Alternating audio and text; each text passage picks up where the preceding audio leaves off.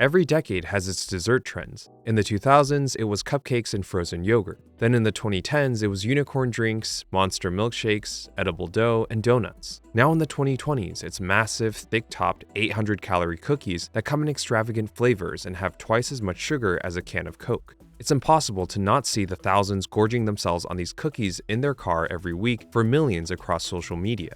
Cookies are the latest consumer obsession, and yet the trendsetters are never the first movers. For cupcakes, it was sprinkles, for frozen yogurt, it was Pinkberry, and now for cookies, it's Crumbl. When the trend is set, all you need to do is follow it. You don't need to be the trendsetter to make money, even if it only lasts for a few years. This is why when froyo and cupcakes took off in the 2000s, opportunists quickly flooded the market, selling virtually the same product to capture whatever Pinkberry and sprinkles couldn't. Supply rushed in to fill demand, and sellers exceeded buyers to the point of market saturation and consumer fatigue. Every dessert fad is a volatile, short-lived market with its own business cycle that seems unstoppable at its peak and then crashes over time. This boom and bust cycle is the norm, and it's happening right now with cookies. Crumbl is the market maker who has somehow maintained novelty and virality, all while pushing price, product, and scale. Their growth is unprecedented in the history of food and beverage, going from a single store to an empire of over 1,000 locations in 4 years. And unsurprisingly, a whole landscape of copycat chains and independents have suddenly emerged, each hoping to cash in while the trend lasts. But cookies have been around for centuries. Before Crumbl, there were old-school giants like Mrs. Fields and new-school entrants like Insomnia and Levain, yet none of them ever came close to the success of Crumbl. In this modern MBA original, we're diving into the business of cookies from the macro to micro, starting with these legacy brands and moving to Crumbl, where we'll break down their never-before-seen financials to understand how they succeeded where others failed and what their endgame really is, and then experience what life is like under Crumbl as a small independent from the standpoint of two beloved neighborhood mom and pops in LA who have each made two very different bets on the future of cookies. Mrs. Fields in the 1970s paved the way forward for modern cookie shops. This was an era where Americans baked their own cookies at home, picked them up from fast food chains like McDonald's, or pre-packaged off grocery shelves like Chips Ahoy. Mrs. Fields upset the status quo by elevating the lowly cookie from a generic, mass-produced cross-sell into a premium, flagship-branded product that was as good as homemade, where every cookie was baked on site and served warm to customers. Cookies are made from everyday low-cost ingredients of flour, sugar, butter, and eggs, and in comparison to cakes and pastries, which are also made from the same ingredients, cookies are much easier to produce with little technique, labor, and precision required. Dough could be produced in bulk and shipped to each location for consistency and simplicity. And a cookie shop at scale only really needs an oven, cash register, and display case and can be manned by a single person. With such low real estate and operational requirements, Mrs. Fields grew without franchising from a single shop to 780 stores nationwide in 16 years. By the 80s, Mrs. Fields had become an institution at shopping malls and food courts around the country with strong margins, given that cookies only cost cents to make but sold for $1 each. Yet while the margins were high, the downside was low earnings, so Mrs. Fields continually added candy, ice cream, brownies, and muffins over the decades in order to drive up sales. But when the 1990s recession hit, Mrs. Fields found itself in a cash crunch. She had borrowed money to scale, and the absence of franchising meant maximum risk exposure. Sales dropped, real estate value fell, and hundreds of stores shuttered overnight as they could no longer afford rent. Mrs. Fields' initial prosperity had attracted rivals like famous Amos and David's Cookies, and yet their own brick-and-mortar ambitions were crushed under the same recession. Famous Amos pivoted to CPG, while David's Cookies shifted to wholesale, business models that both companies have kept to this day.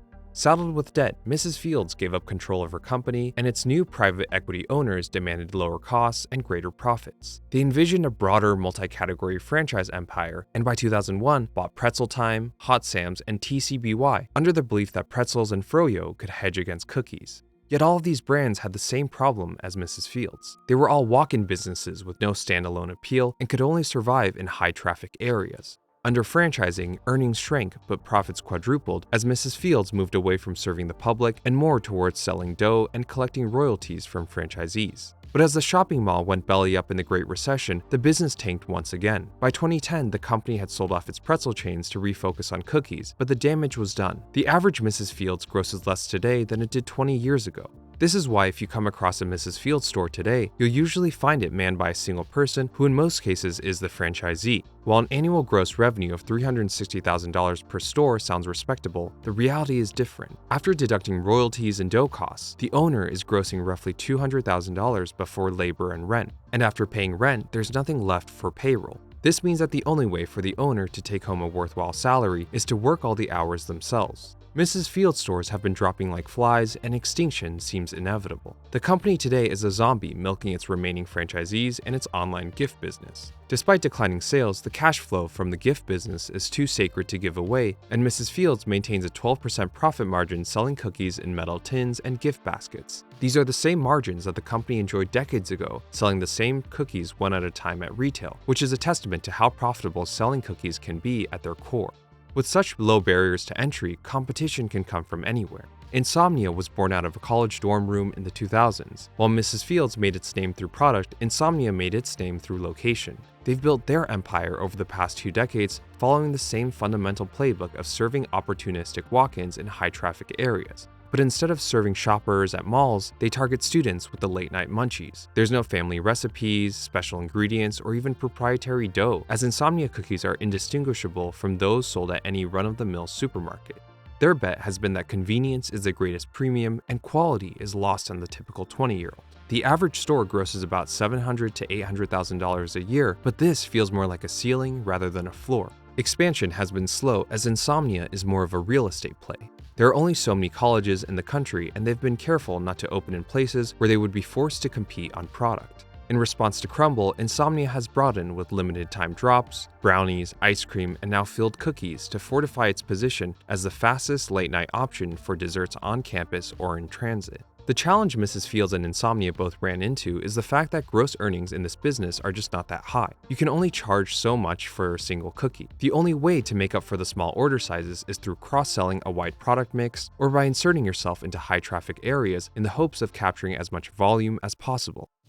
Out in New York City, it was Levain in the 90s who solved this problem by transforming cookies from a cheap, traditional, thin, flat 2-ounce serving into these decadent, premium, upscale 6-ounce softball-sized indulgences. Levain is the pioneer of the modern oversized cookie, as their product challenged what cookies could be and how much you could sell them for. Fueled by critical acclaim, Levain has achieved lasting pricing power as their cookies sell for nearly $6 each. By estimates, Levain grosses on average $1.2 million per store. For decades, its owners were happy keeping Levain as a New York institution as tourists and locals came to them rather than vice versa. It was only decades later in 2018 when they sold Levain to private equity, and its new owners are now pushing for stronger growth. Yet to maintain Levain's position and reputation at the tip of the market, expansion has remained slow as franchising is not an option and brand dilution is the top concern. Crumbl was founded in 2017, and their late start gave them time to absorb the lessons from all those that had come before. They started with the intention to scale, knowing that the greatest profits could only come through franchising. Like Insomnia, they opened their first store on a college campus, using the low stakes and foot traffic to iterate on product and branding. But to avoid a territorial battle with the more mature Insomnia, they knew they had to grow beyond opportunistic sales. Like Levain, Crumbl cookies from the start were designed as oversized, photogenic 6-ounce behemoths to drive differentiation, virality, and pricing. Crumbl isn't at the tip of the market like Levain, but they're close. While every other cookie chain sticks to a set menu for consistency, Crumbl deviates from this norm with weekly rotating flavors. It's a page out of the fashion industry, where the prevailing belief there is that scarcity, not consistency, is the strongest driver of retention. Limited time flavors create urgency, incentivize engagement, and encourage repeat visits, all of which outweigh the cost of rotation. But most importantly, all of these elements combined allow Crumbl to position itself as a destination rather than a pit stop like conventional cookie shops. With top-of-the-market pricing, high retention, and social media virality, the average Crumbl went from grossing $700,000 in 2018, just a year after their launch, to roughly $1.8 million in 4 years. The average Crumbl franchise netted nearly $300,000 a year in profit after rent, labor, and supplies. Store-level operating margins reached as high as 30%, which was more than leading fast food franchises and even what Mrs. Fields as a corporation was making in its heyday.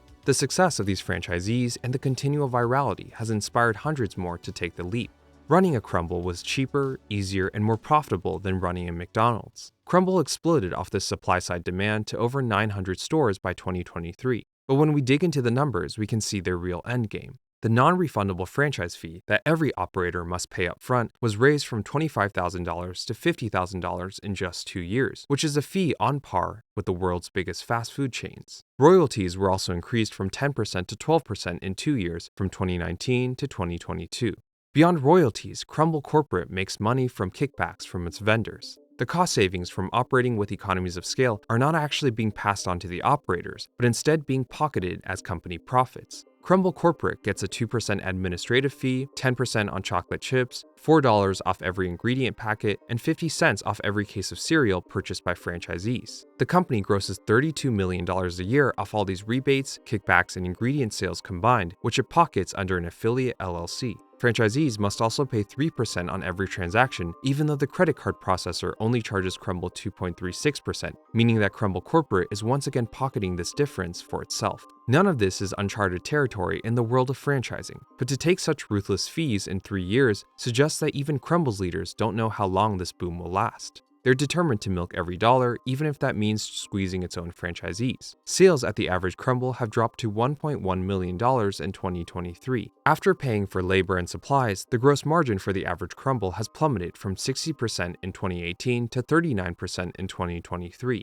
Even more damning is that the store-level operating margins, which is the profit after rent, has fallen from 30% to 10%. The average Crumbl franchisee is taking home as much money as a present-day Mrs. Fields. Yet while the franchisees are regressing, the company is surging, having gone from $4 million to over $150 million in 5 years. The majority of revenue comes from royalties and ingredient sales to franchisees. While store-level operating margins have fallen to 10%, company-level operating margins remain well over 30%. Crumbl is currently trying to reverse this slide by broadening their product mix with cakes and pies to drive up order sizes and to maintain novelty. But with numbers like these, it's difficult to imagine how effective these measures will be, how long this boom will last, and how many franchises will still be around in the next year or two. Crumbl's rivals like Chip City, Crave, Dirty Dough, and Bang are all playing the same game.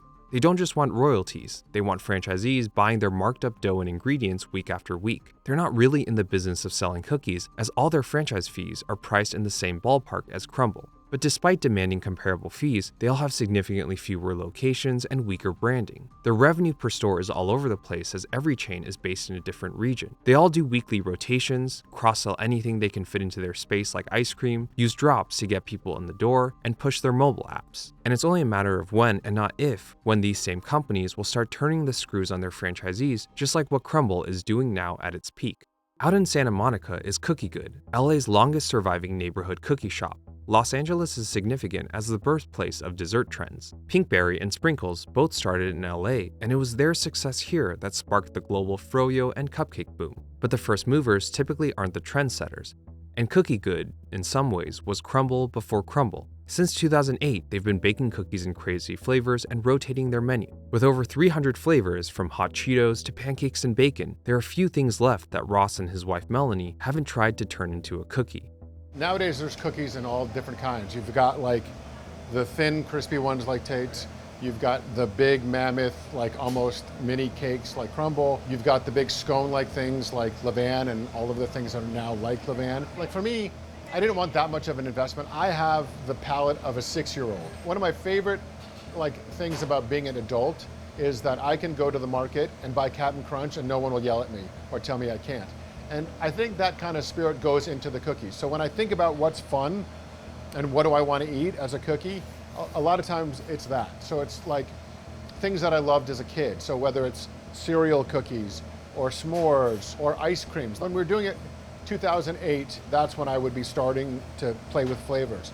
And around that time, like I said, there was Mrs. Fields. There were just combinations of things that were a little bit more precious than what we do. Like, there's nothing precious about me. There's nothing precious about our cookies. Like the founders of Mrs. Fields, Insomnia, and Levain before him, Ross started in his home kitchen with no restaurant experience. Cookies were a side hustle, and the economics were friendly enough for him to piece together the business as he went along. My grandfather was one of the original Cantor brothers from Cantor's Deli in LA. So I grew up going to his deli in Boyle Heights when I was a little kid, and I always just was fascinated by the bakery. So I became a writer. And I did that for a while. And so in 2007, going into 2008 was a writer's strike. And so Melanie, my wife, said, well, why don't we think about starting a cookie business? So we did. I mean, the idea at that point, there really weren't a lot of cookie companies. There was Mrs. Fields, but Sprinkles was huge. So we sent an email out to about 100 friends and family, and 3 minutes later we got our first order, and the orders just kept coming. And we didn't know anything about business. When we started from our house, we had no expectations. We had no business plan. A friend of mine from the movie business called and said, can you send 24 2-dozen boxes to New York? So we were suddenly in the shipping business. And as people got the cookies, those people then turned to new customers. And at that point we were just baking at home, and we knew that we had to get out of the house because we were baking for more than just family and friends. We realized that if we ever really wanted to do something, we kind of at this point had to go big or go home, right? And we thought, let's get our own space. Everything we did, we figured out and we learned, right? From making small mistakes, luckily to avoid bigger ones from happening. Having been in the neighborhood for so long, Cookie Good is a Santa Monica institution. While they offer delivery both local and nationwide through all the usual apps, shipping makes up just 25% of revenue. A single cookie is $2.75 and a dozen is $30. A lot of people will go through some kind of logarithm to figure out costs and profit margins and all of those things, so they kind of build it backward. And I don't, Melanie and I don't think like that, so we had the cookie and wanted people to eat it. There are places now that charge a ton for cookies, and that's part of the cachet. We're not a cachet, we just want to make enough money to keep our business, keep growing. There are some people who start businesses to start a business, and we started baking cookies because we like baking cookies. And I think a lot of places today that are doing it from home or doing it from commissary kitchens and are starting niches because they're on Instagram or TikTok or whatever, it's so much easier to bake from your home. And when we look at our numbers and you look at what was our profitability baking at home, it was huge because we didn't have to pay rent. Ross enjoyed the highest profits when he baked out of his home from 2008 to 2010. Moving to a commercial kitchen was the only way to keep up with demand, and the rent cut into his margins. By 2014, they had opened up in Santa Monica. Revenue grew not just from the walk-in traffic, but also from the businesses in the area who began ordering cookies for clients, events, and employees. Store-level margins have persisted in the mid-teens year after year, which is on par with Crumbl and Mrs. Fields. Yet Ross and Melanie have concerns that business is going backwards. The entertainment industry never fully recovered from the pandemic, and the continuous layoffs have pushed many away from the city. The couple are now focused on menu innovation with a new shelf-stable, gift-friendly product called Cookie Corn, where they make popcorn, cover it in caramel, and roll it in their flavored cookie crumbs. For Ross, seeing the success of Crumbl is tough. It's hard for him not to think about what could have been and what almost was. Every time you turn on Instagram, you see people tasting Crumbl cookies, right? And it's like, oh, look, they just dropped this flavor. I'm like, we've been doing that flavor for 15 years, And I kind of wish that I had been more lizardy early on so that we could be the ones out there. We could never be Crumbl. Again, they were like warriors, conquerors. They had that mentality from the very beginning. Since we started this business, we've always had this wish, this dream, that we find somebody who wants to, be part of our team, who wants to partner, who wants to help us, who has the lizard brain that we don't have, and can kind of zero in and focus on growth. And we've met a lot of people over the years. We have people come in, and one of the great things about having a storefront, by the way, is interacting with people who eat the cookies. Like, that's such a great thing that we didn't get when we were shipping or delivering or having people pick up made boxes. We've had people come into the shop who want to help us grow, and they tell us, I want to help you expand. We, over the years, had talked to franchisors who had approached us. Their big thing was, yeah, we really think you could be a franchise. You just have to open up 2 more shops, and then once you prove your concept, then we can franchise you. And we say the same thing. We're running this place. The last thing that we want to do is take on more. We work really hard at what we do. But what we don't want is somebody who can tell us, who has ideas but can't implement them. So that's been a frustration for a lot of time, but we were always really hopeful. And then a couple years ago, we had somebody real. We had, I guess, what do they call it? The big tuna, the big fish, kind of came to the shop, and he was awesome. Really great guy, He loved what we were doing. This guy had franchised. He franchised, it was early on with Wetzel's Pretzels and, Dave's Hot Chicken. And he was a real guy. And he was smart and great. And he brought in his teams, like all of them, like came in and to see what we did and to meet and discuss things and, what's our process and talk about everything and went over numbers. And it was, I don't let myself get excited. So it started in January, and then in March he called me and said that they were not going to be able to move forward. And by the way, this was like to the point where he was saying, I hope do you have a lawyer? We want to make a proposal. It wasn't like, pie in the sky. It was real.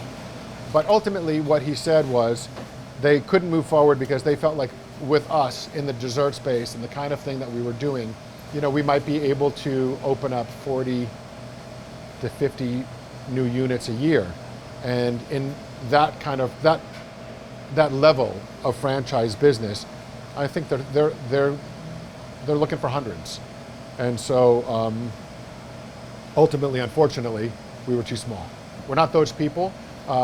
And we've built a place where we have a great staff. These are people we care desperately about and we're invested in, and they're invested in us.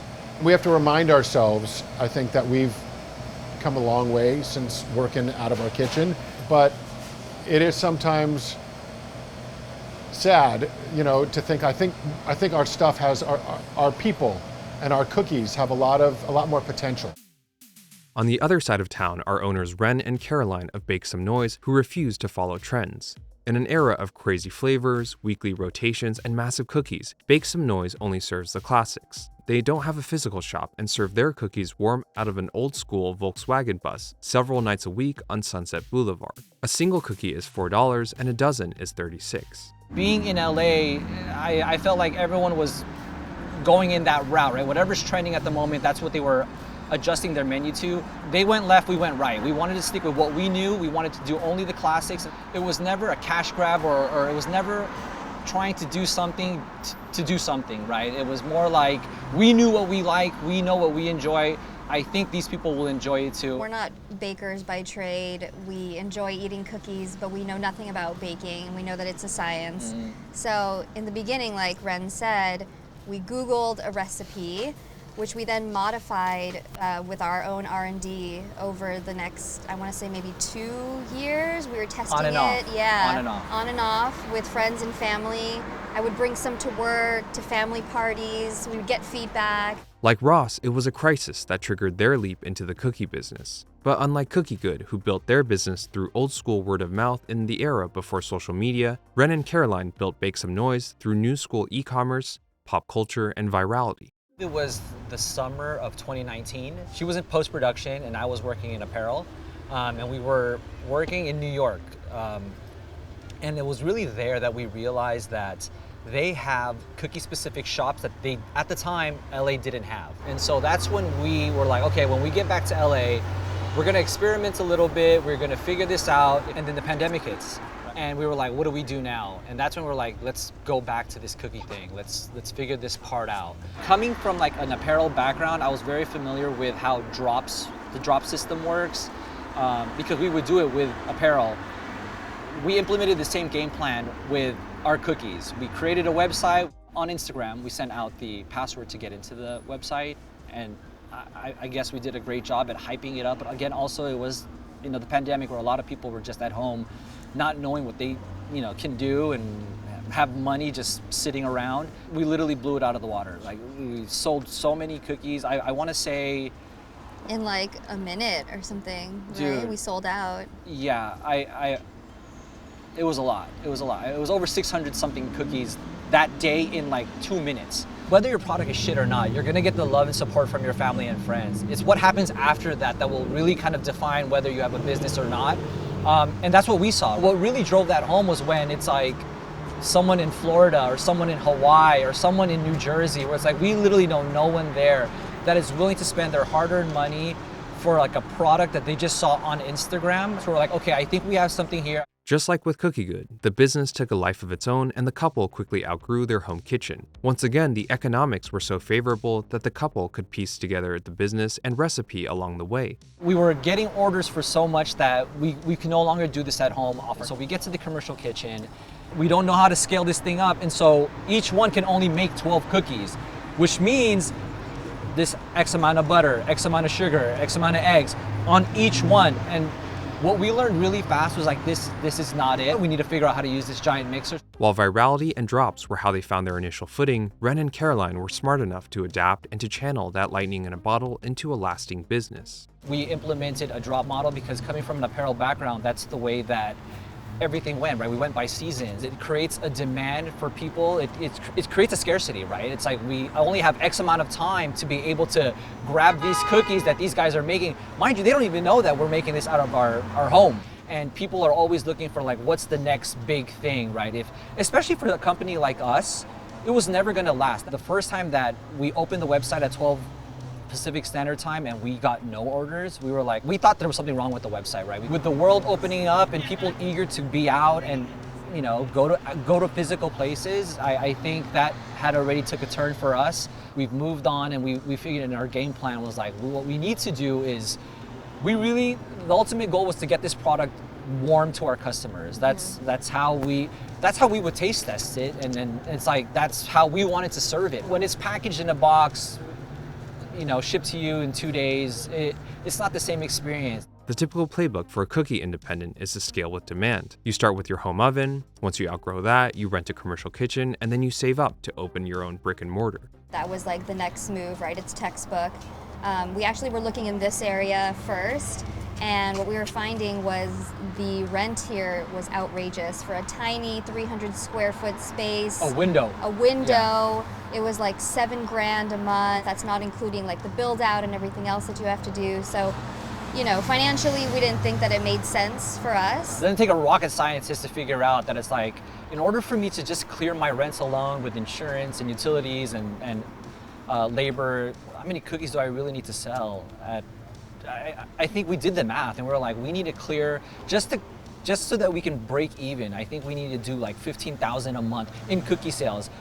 If you look at everyone else, it's like, we started from home and we moved to a commercial space. The next thing to do, the next step up, is to open a space. At the end of the day, cookies is a low-cost product, which also means at retail, it's still gonna be a lower-priced item. By nature, we're very unconventional. And so we figured, I think if we put our two heads together, we can figure out another way that we can still captivate the market without having to really be locked down to like another 5-year lease. Instead of a generic food truck, they opted for a custom 1972 Volkswagen bus, which was cheaper than the retail build-outs that they were getting quoted for. Caroline and Ren are still figuring out how to optimize the van, but the most important thing for them is that everything is branded and remains on brand. Yet there's no such thing as originality in the cookie business, where everyone's come-up is near identical. Both Insomnia and Crumbl in their early days dabbled in food trucks to get around the overhead of brick and mortar. In their first year, Bake Some Noise grossed $240,000 a year as an online-only business. As the virality faded after the pandemic, they transitioned away from drops and towards catering and pop-ups to replace that online drop-off. Sales have dipped in the past 2 years, but with the van finally online this year, they're optimistic about the future. By running lean, they've kept operating margins at 35%, which is comparable to Crumbl's as a franchisor and what Cookie Good was making at home before they had to pay rent. Ren and Caroline have made more money selling cookies than they ever imagined, and the couple is adamant that they'll only ever make the classics on their own terms. We knew that from the very beginning that we wanted to create a brand-centric cookie company, because what we were trying to do is withstand the test of time. I think people see authenticity, right? They see right through a cash grab. We've seen other companies do it where they make the pivot in their business and their branding to adjust to the market. From the very beginning, it was always authenticity for us. If it doesn't resonate with us as people, we're definitely not moving that onto our business. Cookies are easy to make, cheap to produce, and simple to scale, but product alone does not make for a complete business. That's why there will never be any shortage of amateur bakers on Instagram selling cookies, as the profit margins there are really at their highest when it's made at home in small batches. It's not the ingredients or the labor, but instead the rent that kills margins. The overhead of a brick and mortar, whether it's one shop or 10 shops, is what creates problems for a business that is fundamentally hindered by small order sizes and low earnings. This is why bootstrapped mom-and-pop cookie shops rarely, if ever, scale beyond one store. For better or worse, expansion in this game is only possible with outside investment, and profits at scale can only be really achieved through franchising.